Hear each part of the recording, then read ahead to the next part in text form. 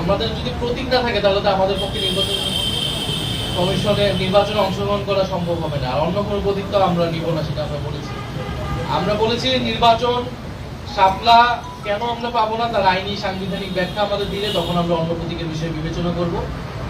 তার আগ পর্যন্ত সেটা যদি নির্বাচন কমিশন না দেয় তার মানে সেটা শুধু প্রতীকের ইস্যু না, এটা নির্বাচন কমিশনের নিরপেক্ষতার প্রশ্ন, নির্বাচন কমিশন ন্যায় বিচার করছে কিনা একটা দলের সাথে সেটার প্রশ্ন। ফলে যেই নির্বাচন কমিশন আমাদের নিবন্ধন এবং প্রতীক বিষয়ে আমাদের সাথে ন্যায় বিচার করে না, তার অধীনে নির্বাচনে গিয়ে আমরা নিরপেক্ষতা এবং ন্যায় বিচার পাবো, সঠিক ফলাফল পাবো, সেটাও তো আমরা বিশ্বাস করতে পারছি। আমরা মনে করি যে অবশ্যই এই উপদেষ্টা পরিষদের নিরপেক্ষ এবং দক্ষতা নিশ্চিত করা লাগবে একটি সুষ্ঠু নির্বাচনের জন্য, সেটা সেই দাবির সাথে আমাদের ভিন্নমত নেই।